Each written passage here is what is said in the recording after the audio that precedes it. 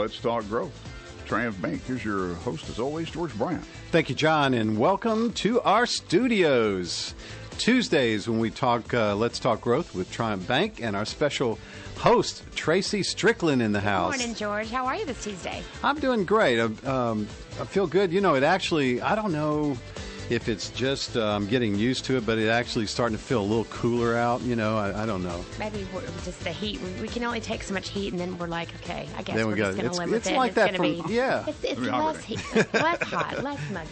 But you guys are celebrating your 10th anniversary. We are. We're so glad to be able to have this time every week to tell your listeners more about what we do at Triumph. And we have a real special guest this morning, and Steve Mitchener. He is our Senior Vice President for asset-based lending. It's a specialized niche that we are able to offer for our customers at Triumph. And I'm so glad Steve's here, and going to give it over to him to introduce himself. Steve, welcome. Good morning. It's good to be here. Thank you, Tracy. Thank you, George. You're very welcome. You know, you must be a business owner's best friend. Well, anytime we can provide financing for somebody, it's always nice to be able to help them out when we can. No, it's really a great, and I know it's complicated, so I wanted to talk a little bit about what does it mean, asset-based lending? I'll give you a little background on that, George. Yeah. We're kind of a specialty type lender that we focus on providing financing on accounts receivable and inventory. Mm-hmm. We can still do real estate financing, we can do equipment financing, but our emphasis always is we start out with lines of credit secured by receivables and inventory. That's kind of the basic focus of what we do. Yeah, that's fascinating. We were talking a little bit about the different types of scenarios, like, you know, you would think that probably a floor plan for a car dealership would be one. Furniture companies and things like that, where they've got a lot of assets that are on the floor that are actually have value 5 days, 10 days, 30 days later. Mm-hmm. But I was wondering, what are some of the type of businesses that you think are the most, I would say, dangerous or to be doing lending on? Well, from our world, there's anything that has perishable assets associated with it are always going to be the riskier types, or the ones that the value can diminish quickly. Yeah. So we're always looking for those types of things but that's part of our risk profile that we always look for. And so you can say, well, maybe something like a grocery store, you've got to make sure that they're managing their assets properly, as an example, because it's quickly perishable. You could have something else that might be fad-related, that is something that where it might be great today, but 3 months from now it might not, and suddenly that inventory has very little value. Right. So those are the types of things that we have to watch very closely, make sure there's always a market for it, because part of what we do is we give advance rates based upon that certain inventory level. So we've got to make sure that inventory is valued properly. And when you're, I guess, analyzing receivables, how do you, what are the benchmarks that you go about that to know it's collectible, I guess? Or? Right. Good question, George. One of the things that we always have to do because of the value that we place on the receivables as well is understanding and looking at the quality of those receivables, because if their customers are not paying for it properly or timely, then there's a greater risk profile associated with it. So one of the things that we do as far as part of our process is we've got what's called a field examiner. He's part of our staffing that we have here at the office.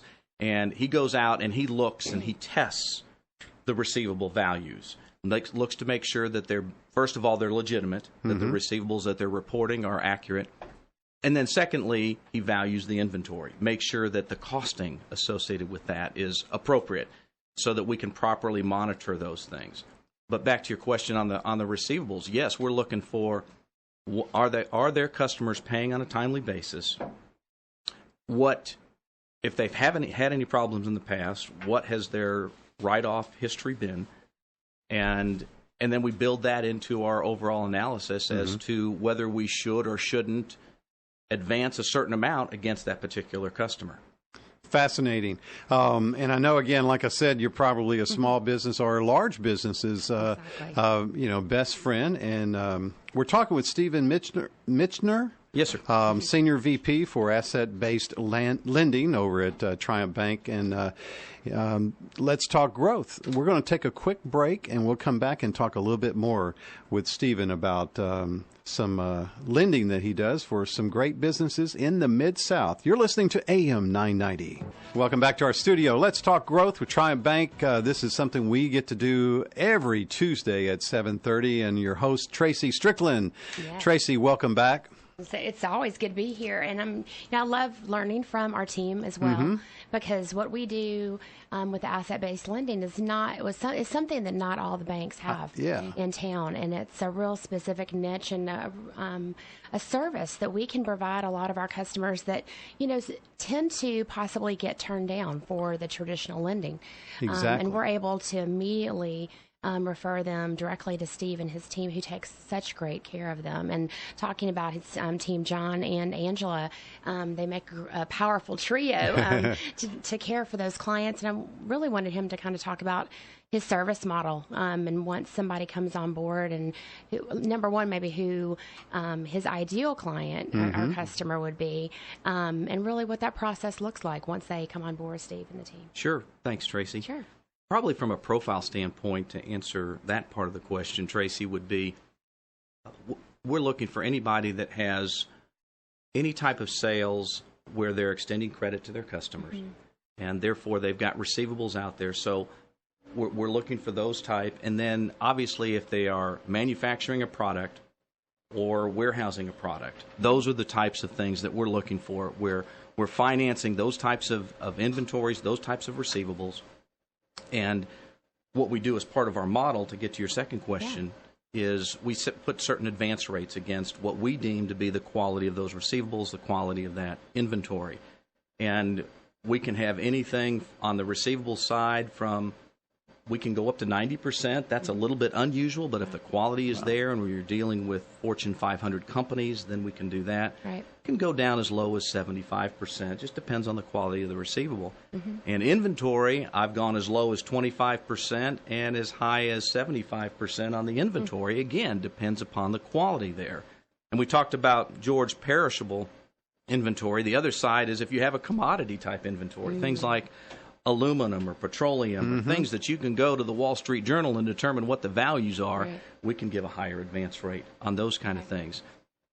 But the other part where you talk about the team that I want to mention to everybody is we're a high touch department. We've got, Tracy mentioned John and Angela, and I mentioned earlier the field examiner that we have, that he goes out and does kind of kicking the tires. He goes out, looks at everything. What have we got? What do we need to do? Is everything that the company is reporting accurate? And then we've got an operations manager, and that's Angela, that works in the office, that tracks this stuff on a daily basis to make sure that, again, what we're advancing against is being properly reported. So that's our team. And when you look at most commercial lenders, they might handle 30 or 40 relationships. Ours generally handle about 10. Exactly. So we're a very, very high-touch department, and we generally are looking at our customers on a daily basis to track these things. That's really fascinating. What are some? I'm sure you're helping people all the time. Are there? Do you see some trends going on in the type of businesses that are, needed a little help in the beginning, and now they're, pushing out, and you can see. They're exploding like food trucks or something, Good question, George. And I always like to see our type of lending as transitional lenders. So you're talking about trends. I'm not going to necessarily, I can't really address the specific trends that might be out there, but in terms of what we do, generally if somebody comes into us, we're not necessarily going to keep them for 30 years in our department. They're going to either grow to the point, and we'll grow with them for a few years, and then they get to the point where they no longer need the level of handling that we provide, and at a little higher cost. So they'll move on into a more commercial type of a structure, or they will decide to sell, and we see that too.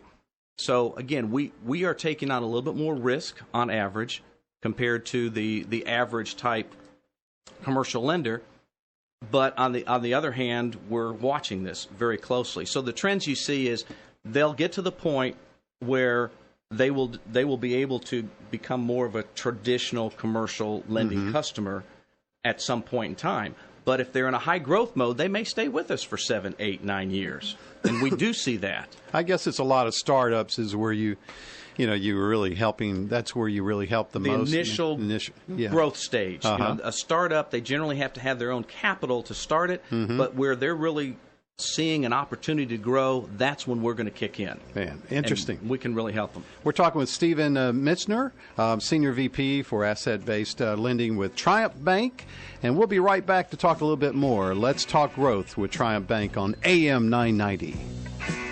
Welcome back to our studios. Let's talk growth with Triumph Bank.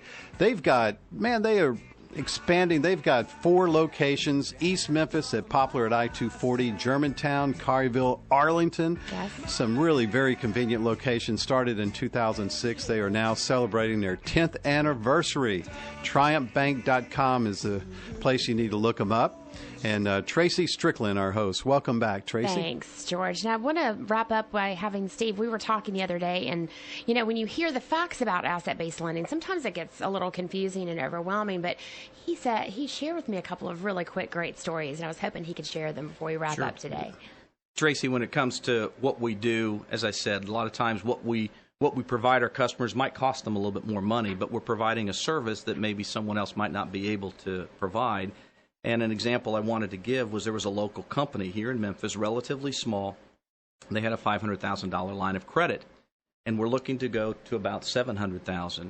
Well, our costs, we're going to end up costing them about $20,000 more a year, but by providing them the additional line of credit, they were able to generate an additional $1 million to $1.5 million in sales, which was going to give them a gross profit at 25% of about $250,000 more a year. It was worth that extra cost. And it was, and he said, the owner said, well, I can do that all day. So that was one example on a relatively small line of credit that we were able to provide a service that the commercial banks, because of the risk profile, nothing against what the commercial bank was doing, it was just a little bit too risky. And then another one that I thought I would share was one that back in 2009, 2010 was a really, really tough time, as we know, in the financial markets. Very tough. Definitely. And this was a company down in Louisiana. And we didn't talk about our territory. Obviously, our focus is here in Memphis, but we'll do anything primarily in the southeast United States. This was a Louisiana company that was involved in the oil and gas business. And we saw what happened with that and even recently. And their sales dropped rather dramatically, and their bank wanted out. We stepped up, gave them a line of credit that they needed, and over time they were able to grow it back, and the company ultimately ended up selling for quite a large sum of money, but we helped get them there. Yeah, wow. So it was a great opportunity for us. I'm giving you 2 examples where we can do something. It might cost the company a little bit more, but we're able to provide a service that otherwise other banks were not really interested in providing. That's what I was saying. It's so impressive. Triumph Bank, man, you guys do some incredible stuff to help businesses and help individuals throughout the Mid-South. I'd love for Steve to give us contact info if they want to reach out to you. How Absolutely. You can reach me at my office number is 901-333-8856, or my email is and then Mitchener, Mitchener, at TriumphBank.com. That's great. Thank you guys very much for being here, George. Stephen. And Thank Tracy. you, George and Tracy. You guys have a great week. You're listening to AM 990.